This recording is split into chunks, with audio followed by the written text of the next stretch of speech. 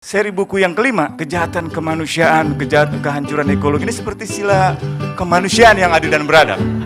Jadi kalau di buku ini kemanusiaan yang tidak adil dan tidak beradab. Lalu ketika ada topik tentang mewujudkan visi satu tungku dalam satu Honai Papua. Sila keberapa itu? Sila ketiga, Persatuan Indonesia.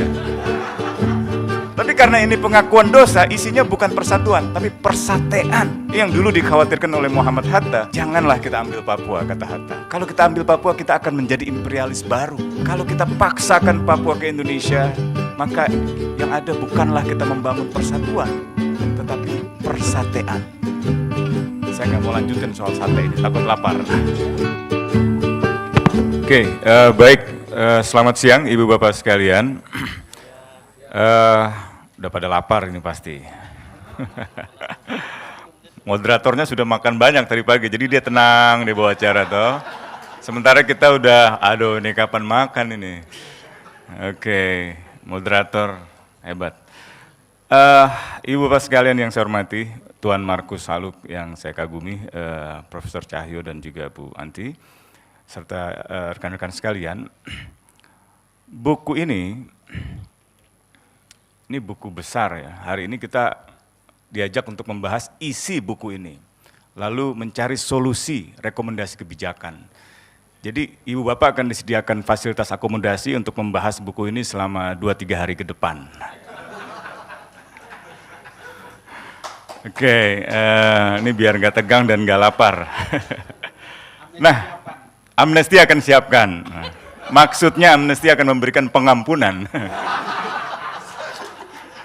Ini kan buku tentang daftar dosa dari pemerintah gitu ya, yang memerlukan pengampunan gitu ya, dan pemaafan. Pemaafan itu hanya bisa diberikan kalau ada subjek yang dimaafkan. Subjek yang dimaafkan itu hanya bisa dikenali kalau kesalahannya diidentifikasi dan diakui.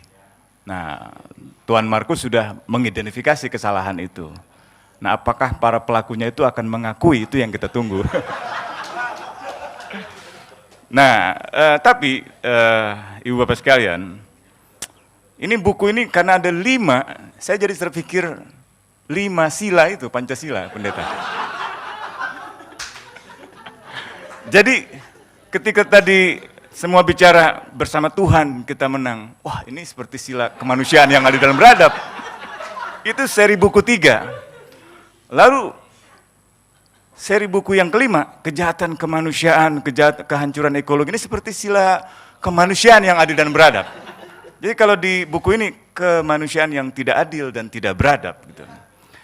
Lalu ketika ada topik tentang mewujudkan visi satu tungku dalam satu Honai Papua. Sila keberapa itu? Sila ketiga, Persatuan Indonesia. Tapi karena ini pengakuan dosa, isinya bukan persatuan, tapi persatean Indonesia. Yang dulu dikhawatirkan oleh Muhammad Hatta, janganlah kita ambil Papua, kata Hatta. Kalau kita ambil Papua, kita akan menjadi imperialis baru. Kalau kita paksakan Papua ke Indonesia, maka yang ada bukanlah kita membangun persatuan, tetapi persatean. Saya nggak mau lanjutin soal sate ini, takut lapar. Nah, bahkan sila yang keempat, kerakyatan itu, tentang demokrasi itu, ini seperti terbersit di dalam buku seri yang pertama, yaitu kembali ke pangkuan Melanesia gitu. Jadi Tuan Markus ini ingin mengajak orang-orang Papua untuk melaksanakan sila keempat di Melanesia, itu bukan di Indonesia gitu. Karena mungkin di Indonesia kerakyatan yang dipimpin oleh hikmat itu sudah tidak ada lagi. Apalagi oleh kebijaksanaan. Betul tidak? Nah, kalau betul semuanya bilang, berarti kalau dipersoalkan secara hukum, nih semuanya harus pidana. Aman saya, ya kan? Ya. Nah, yang terakhir ini sila kelima. Jadi kronik yang dijelaskan oleh Bung Markus tentang ketidakadilan sosial, tentang kegagalan otonomi khusus, itu jelas memperlihatkan bahwa negara kita gagal melaksanakan Pancasila, sila kelima keadilan sosial bagi seluruh rakyat Indonesia. Jangankan seluruh rakyat Indonesia, seluruh rakyat Papua saja itu gagal. Lagi-lagi itu pengakuan dan pengenalan dosa. Apakah yang bertanggung jawab itu akan mengaku? Nah, kita tunggu saja. Tuhan, kau sudah tahu toh gitu. Nah, ini kalau kita bedah satu persatu, buku yang pertama itu Tuan Markus ini mengkritik balik, menjawab kritik luar dan kritik dalam bahwa orang Papua tidak punya konsep kemerdekaan. Orang Papua tidak punya konsep tentang kedaulatan politik. Buku ini menjelaskan konsep itu ada. Dan seperti Prof. Cahyo tadi katakan, orang Papua yang selama ini dianggap tidak bisa bersatu, dijelaskan oleh buku ini bisa dan ada wadahnya, ULMWP. Tetapi ini pasti ULMWP nih Pak Max. Nah, tetapi dengan rendah hati mereka juga mengakui bahwa persatuan nasional itu perlu proses gitu. Persatuan itu adalah sebuah sejarah yang terus berjalan, yang dikembangkan, yang ditumbuh kembangkan oleh orang Papua itu sendiri. Terutama generasi muda yang disebut KNPB, AMPT, PI, dan seterusnya gitu. Buku ini yang seri pertama juga mengajak orang Papua belajar dari sejarah masa lalu, sekaligus menentukan sejarah yang sedang berjalan sekarang. Dan menentukan nasib sendiri gitu ya. Ini udah mulai separatis nih saya nih jadinya. Setuju gak? Yang mana setuju? Nah ini, jadi kalau bicara hak menentukan nasib sendiri memang agak tabu ya, tapi sebenarnya kalau kita baca kitab Kovenan Internasional Hak Asasi Manusia, pasal 1, baik Kovenan hak sipil dan politik maupun Kovenan hak ekonomi sosial budaya, pasal satunya adalah pasal tentang apa? Tentang hak menentukan nasib sendiri gitu. Meskipun Indonesia mereservasi, Indonesia mengatakan saya setuju, kami setuju dengan Kovenan hak sipil dan politik, kami setuju dengan Kovenan hak ekonomi sosial budaya, tapi pasal satunya tidak gitu. Nah, itu Indonesia melakukan reservasi itu gitu. Nah, buku ini tadi benar yang seperti dikatakan oleh Prof. Cahyo bahwa ini menjadi alternatif naratif gitu. Jadi semacam narasi yang menandingi narasi resmi sejarah yang dibuat oleh pemerintah Indonesia melalui buku Indonesia dalam Arus Sejarah itu, buku IDAS itu. Buku yang kedua ini juga menjabarkan mengapa otonomi khusus menemui kegagalan. Jadi Tuan Markus bukan hanya menjelaskan otonomi gagal, tapi mengapa itu gagal. Gitu. Jadi itu di situ dijelaskan. Salah satunya adalah karena inkonsistensi Jakarta. Jadi Jakarta bilang, oke, kami akan bikin Majelis Rakyat Papua, tapi itu tidak dihormati. Kami akan bikin Komisi Kebenaran dan Rekonsiliasi, tidak pernah dibuat. Kami akan bikin Pengadilan HAM di Papua, tidak pernah ada. Kami akan bikin Komisi HAM di Papua, yang ada cuma Fritz Ramandei. Tapi Fritz itu mewakili kantor Komnas HAM Jakarta, bukan Komisi HAM yang dimaksud oleh Undang-Undang Otonomi Khusus. Gitu. Jadi inkonsistensi itulah yang sebenarnya menjadi sebab kenapa otonomi khusus itu gagal. Dengan kata lain, separatisme politiknya bukan oleh orang Papua, tapi oleh Jakarta. Jadi Jakarta justru melakukan politik separatisme itu. Membuat orang Papua ingin berpisah. Membuat persatuan itu tidak punya maknanya dari segi kemanusiaan, dari segi ketuhanan, dari segi keadilan, dari segi kerakyatan, itu tidak ada. Yang ada disate. Dipersatukan dengan persatean itu. Pokoknya yang penting Papua harus bagian dari Indonesia. Mati tidak apa-apa. Nah itu konsep persatean yang dikhawatirkan oleh Muhammad Hatta gitu. Buku yang ketiga, ini mengkritik meskipun judulnya Bersama Tuhan, tapi Tuan Markus mengkritik presiden di sini. Bukan personalnya, tetapi tentu kebijakannya. Ada satu pepatah yang dikutip Bung Markus di sini, gajah di pelupuk mata tidak tampak, semut di seberang lautan tampak. Jadi ada problem-problem real pelanggaran hak asasi manusia, ketidakadilan sosial, yang seharusnya disentuh oleh pemerintah. Tapi itu dianggap tidak ada. Contohnya apa? Kunjungan presiden yang terbaru, meresmikan Papua Youth Hub Center. Itu hanya beberapa langkah dari gedung MRP, beberapa langkah dari Sinode. Tidak ada persoalan pengungsi yang dibahas. Tidak ada persoalan hak asasi manusia yang dibahas. Apalagi menemui tokoh-tokoh gereja atau tokoh-tokoh MRP. Tidak ada itu. Dan di sini saya kira buku ini menolak paradigma kebijakan yang tersentralistik di tingkat pusat gitu. Termasuk juga menolak rasisme sistemik. Rasisme sistemik itu rasisme yang melembaga yang sudah tidak lagi bisa dijelaskan lagi, bukan tertulis, tetapi sudah dipraktekkan berulang menjadi sistem. Gitu. Kau monyet, kau babi, gitu. Nah itu praktik yang saya kira cukup serius gitu. Bahkan dalam kasus insiden Surabaya itu kan sempat kalau nggak salah dilempar ular itu. Dan itu benar itu. Nah ini praktek-praktek semacam ini yang sayangnya tidak terlihat oleh pemerintah, oleh Presiden Jokowi gitu. Dan juga kebijakan pemekaran wilayah yang di sini dikritik oleh Tuan Markus sebagai kebijakan yang sentralistik yang tidak memperhatikan aspirasi orang Papua.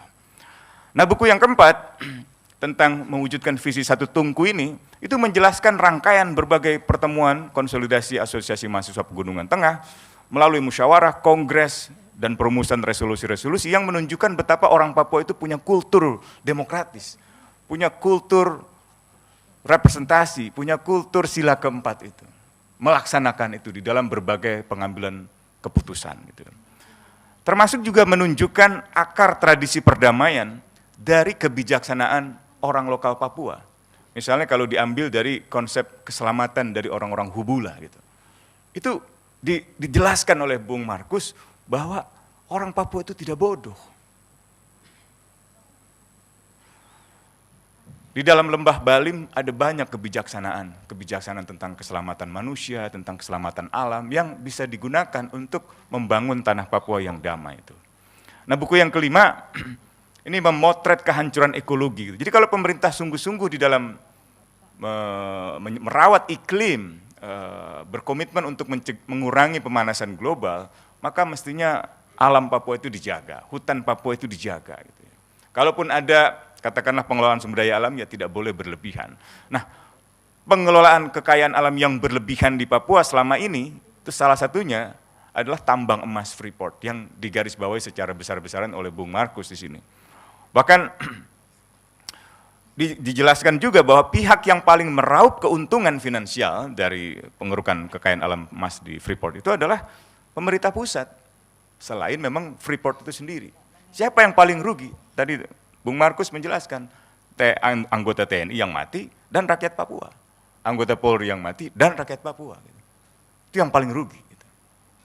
Nah, cuman seringkali kita dihadap-hadapkan oleh kontradiksi, seolah-olah kita berhadapan dengan pasukan TNI di bawah, padahal mereka tidak tahu apa-apa. Rakyat di Papua juga tidak tahu apa-apa. Ini ada struktur kebijakan yang salah, secara ekonomi, secara politik, yang harus dikoreksi gitu. Kita bukan mau anti pemerintah, tapi ini mau mengkritik satu kebijakan yang dianggap kurang memperhatikan aspirasi orang Papua. Dan yang terakhir adalah seruan pentingnya perdamaian, terutama di tengah naiknya eskalasi konflik politik maupun konflik bersenjata di tanah Papua itu. Gitu.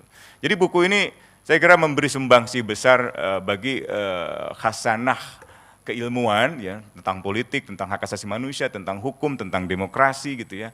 Sekaligus juga membantu pemerintah sebenarnya. Kalau pemerintah mengatakan bahwa kami selama ini kurang mendapat masukan dari masyarakat, ini masukan yang sangat besar gitu. Mudah-mudahan setelah ini Pak Jokowi pesan buku ini buat seluruh menteri. Nah itu amin ya. Kalau semua menteri membaca buku ini, pasti lupa dengan pemilu itu. Nah, dalam pertemuan hari ini kita diajak untuk membicarakan tentang kemungkinan solusinya, tentang rekomendasi kebijakan. Rekomendasi kebijakan yang pertama, saya kira penegakan hukum, ya tentu saja. Tapi penegakan hukum ini harus adil, tidak boleh ada pelabelan negatif terhadap orang Papua. Penegakan hukum ini harus menghindari 3 label negatif. Yang pertama, orang Papua atau kelompok di Papua itu kelompok kriminal, itu harus dihindari. Siapa yang bisa disebut kriminal kalau ia memang terbukti di pengadilan melakukan tindakan kriminal. Sebelum ia diajukan ke persidangan, sebelum ia terbukti bersalah, ia tidak bisa dikatakan tindakan kelompok kriminal. Apalagi tindakan itu atau pelabelan itu secara kolektif ditujukan. Nggak boleh. Karena pertanggungjawaban hukum pidana itu sifatnya individu. Siapa melakukan apa terhadap siapa, kapan, di mana. Bisa dia lebih dari individu kalau ada yang turut serta melakukan. Kalau ada yang menyuruh melakukan. Gitu. Yang kedua adalah stigma separatis. Stigma separatis ini itu seperti menegasikan bahwa tuntutan orang Papua itu berangkat dari pengalaman ketidakadilan. Mereka hanya menuntut keadilan, misalnya. Baik itu ketidakadilan terhadap manusia, terhadap satwa di sana, dan terhadap alam di sana. Stigma yang ketiga atau label yang ketiga adalah kelompok teroris. Terorisme termasuk separatisme dalam hukum pidana, dalam undang-undang tindak pidana maupun dalam undang-undang tindak pidana terorisme, sama-sama merupakan tindak pidana. Dan karena itu pertanggungjawabannya lagi-lagi individu. Hanya orang yang telah diduga, disangka, didakwa, lalu dibuktikan bersalah di pengadilan, baru ia bisa disebut sebagai pelaku tindak pidana teroris, pelaku tindak pidana separatis, pelaku tindak pidana kriminal. Kalau tidak, kalau belum, kalau baru tersangka, apalagi belum sama sekali tersangka, tidak boleh diberi label kriminal, separatis, atau teroris. Gitu. Kalau label-label itu hilang, mungkin kebijakan pemerintah dalam menegakkan hukum itu akan lebih dihormati, akan lebih dipercayai oleh masyarakat, terutama dalam hal ini oleh orang Papua. Gitu. Di luar upaya hukum, upaya lainnya adalah penulisan ulang sejarah. Kita masih ingat Januari Presiden Jokowi memberikan pernyataan pengakuan dan penyesalan terhadap pelanggaran HAM berat masa lalu. Beberapa peristiwa di Papua itu disebutkan. Rekomendasinya salah satunya penulisan ulang sejarah. Ya. Sejak Januari itu sampai sekarang belum ada semacam langkah kebijakan konkret dari pemerintah untuk menuliskan ulang sejarah itu. Satu buku pun belum jadi. Bung Markus sudah 5 buku. Jadi ini buku sebenarnya bisa membantu pemerintah untuk katakanlah melaksanakan rekomendasi tim penyelesaian pelanggaran HAM berat secara non-yudisial melalui penulisan ulang sejarah itu. Dan kenapa ini penting? Karena bisa diajarkan di sekolah-sekolah. Orang mengenal sejarahnya, belajar dari sejarahnya. Belajar dari sejarah sebagai guru kalau kata Bung Markus itu. Nah, karena sejarah merupakan dasar suatu bangsa untuk membangun bukan hanya manusianya, tapi juga wilayahnya, negerinya gitu. Tadi waktu kita nyanyi Hai Tanahku Papua itu, nyanyi apa? Di sana pulauku. Ada satu kata yang hilang, apa itu? Cendrawasih. Jadi harusnya Cendrawasih, pulau indah. Itu hilang, jangan-jangan benar-benar burungnya itu sudah tidak ada lagi. Entah dibunuh, diselundupkan atau apa itu. Jadi sebenarnya tadi teks lagu itu salah secara teknis menurut saya. Karena tidak ada kata cendrawasih, tapi kalau saya maknai, jangan-jangan burung cendrawasih benar-benar sudah tidak ada, karena alamnya rusak. Itu saya kira perlu dikembangkan itu untuk sejarah membangun Papua, membangun wilayah Papua dengan mengenali sejarah pengerusakan alam di Papua itu. Nah, upaya lain adalah pemberdayaan Majelis Rakyat Papua melalui pemberdayaan tokoh agama, tokoh adat, tokoh perempuan yang sudah dilembagakan dalam MRP. Hari ini pemerintah ditunggu-tunggu oleh orang Papua, oleh MRP untuk memberikan semacam pengesahan atau pelantikan terhadap anggota MRP yang baru. Sampai sekarang belum ada. Bahkan ada beberapa yang sepertinya mendapatkan warna merah. Hanya karena pernah mengkritik pemerintah soal amandemen kedua Undang-Undang Otsus. Hanya karena pernah mengkritik pemerintah soal pemekaran wilayah. Gitu. Menurut saya masih mending mengkritik. Gitu. Kalau sudah tidak mau mengkritik, berarti sudah tidak mau lagi bekerja sama dengan pemerintah. Ini Majelis Rakyat Papua, lembaga resmi yang didirikan oleh Undang-Undang Otsus, jadi harusnya dihormati. Nah, apalagi beberapa referensi kan mengatakan, kalau Peter Neles bilang, MRP itu kitong puhonai gitu kan. Rumah rakyatnya orang Papua. Gitu. Kalau Pak Simon Morin bilang, MRP itu roh otonomi khusus Papua. Gitu. Jadi kalau ini nggak dihormati, zaman Pak SBY, MRP itu selalu ada di depan karpet merah untuk menerima kunjungan presiden. Selama Pak Jokowi belum ada. Jangan-jangan Pak Jokowi lewat belakang. Gitu kan. Nah, ini penting, saya pernah sampaikan ini langsung kepada Pak Jokowi. Pak Jokowi pada masa Pak SBY, MRP ini ikut menyambut kedatangan presiden. Pak Jokowi berkali-kali datang ke Papua, tidak pernah bertemu MRP. MRP itu rumah rakyat Papua gitu. Nah, mereka hanya bertemu di Jakarta. Dalam kunjungan terakhir Pak Jokowi juga nggak mampir ke MRP. Padahal Papua Youth Hub Center itu dengan MRP hanya berapa langkah itu. Nah, gitu. Jadi terakhir yang saya kira upaya yang penting adalah penyelesaian konflik bersenjata ini. Penyelesaian konflik bersenjata ini penting apalagi karena ada sandera sekarang di Papua itu. Jadi harus ada upaya untuk menyelesaikan konflik bersenjata ini dengan cara yang damai. Caranya gimana? Membangun rasa saling menghormati, rasa saling percaya, menghilangkan rasa saling curiga, menghilangkan permusuhan. Karena masalah separatisme ini, masalah tuntutan kemerdekaan ini tidak bisa diselesaikan dengan cara militeristik, Pengalaman Aceh membuktikan pendekatan militeristik gagal. Pengalaman Timor Timur membuktikan pengalaman pendekatan militeristik gagal. Tapi dua wilayah itu menunjukkan contoh keberhasilan pemerintah, betapa pemerintah bisa menyelesaikan masalah. Jadi kalau Aceh bisa diselesaikan, kalau Papua bisa diselesaikan, kalau Timor bisa diselesaikan, kenapa Papua tidak bisa diselesaikan? Jadi saya kira Bung Markus bukan hanya menjelaskan luka, tapi mengajak pemerintah untuk mengobati luka. Terima kasih banyak.